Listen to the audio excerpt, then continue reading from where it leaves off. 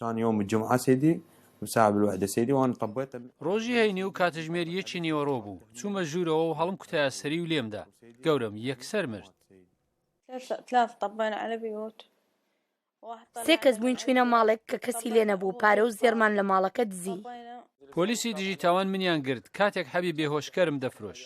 دەخولێک لە نووسنگە لام دانیشت پەیوەندیم بە گروپەکەی خۆم کرد و پاشان هاتن و قۆڵبەستمان کرد و بردمان. ئەمە چەندگرتە ڤیدیۆیەکی تاوانبارانن کە وەزارەتی ناوخۆی عێراقی پێیان داوین باسی چۆنیەتی کوشتن و دزی و ڕفاندنی هاوڵاتیان دەکەن. ئەم تاوانبارانە و هەزارەها تاوانبارانی تر چاوەڕێی یاسای لێبوردنی گشتی دەکەن. بەڵام وەک هەنگاوێکی سیاسی فراکسیۆنە سیاسیەکان هەر یەکە بە پێی بەرژەوەندی خۆی یاسایەکە بۆ خۆی هەموار دەکات. یاسای لێبوردنی گشتی تێبینی زۆر لەسرە. یەکەم هیچ لێکۆڵینەوەیەک نییە کە بەراورد لەگەڵ یاسای پێشووی پێ بکرێ. ئایا یاسای پێشوو سەرکەوتوو بووە؟ ئەوانەی کە لێیان بوران ئایا گەڕانەوە بۆ کاری تێرۆریستی یان سوودیان لە یاساکە وەرگرت؟ هەندێک دەیانەوێت ئەم یاسایە جیاوازکاری تێدا هەبێ، هەندێکی تریش دەیانەوێت دەرگای بەندیخانەکان بخرێنە سەر پشت. لایەنێکی تریش بۆ بەرژەوەندی سیاسی خۆی دەیەوێت یاساکە تەسک بکەنەوە.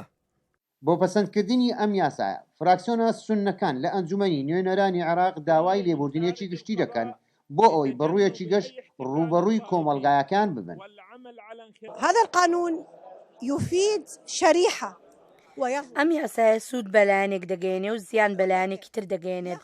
با پێت بڵێم سوود بەلایەنێک دەگەێنێت کە تاوانی کردبێ و سوود بەلایەنەکەی تر ناگەێنێت ئەوەی تاوانی نەکردبێ و بەپێی یاسای لێبوردن ئازاد دەکرێن. پیرۆزبایی لە عێراق دەکەم. لێبوردن کارێکی زۆر پێویستە بۆ هەر هاوڵاتیەک بەڵام دەبێ هەموو لایەنێک بگرێتەوە. ئەندامێکی لێژنەی مافی مرۆڤ لە ئەنجومەنی نوێنەرانی عێراق سەربەریستی هاوپەیمانی کوردستانی ڕادەگەینێ کە کورد بۆ هەموارکردنی ئەم یاسایە بۆ چوونی خۆیان هەیە. ئەم یاسای یاسای پەیوەندی هەیە بە مافی مرۆڤە بەڵام هێزی سیاسەکان داخلی ململانەی سیاسی دەکەن. من پێم وایە سونەکان هەڵێکی گەورە دەکەن کە ئەیخەنە ناو گفتوگۆی سیاسی خۆیان بۆ چونکە شیعاوا دەبینێت کە تەنها سونە استیفادە لەم یاسای دەکات وە سونەش بە بەردەوامی جەخت لەسەرەوە دەکات کە مادەی 4 چیرۆر تیا ببێت. وەکو کوردش بە هیچ شێوەیەک لەگەڵ ئەوە نیم کە هیچ تیرۆریستێک کە دەستی هەبوو لە شەهیدکردنی پێشمەرگەیان لە کوشتنی میلەتی کورد لە کاتی رێژیمی باس کە نابێت بە هیچ شێوەیەک شمول بکرێت لەم یاسایە. بۆ جاری شەشەم یاسای پەسەندکردنی لێبوردنی گشتی لە ئەنجومەنی نوێنەرانی عێراق بەدوا کەوت. بەڵام لە نێوان هەموارکردن و پەسەندکردنەکەی فراکسیۆنە سیاسیەکان بەردەوام لە ناو خۆیان ناکۆکن. سڵابامەڕی دەنجی ئەمەریکا بەغدا.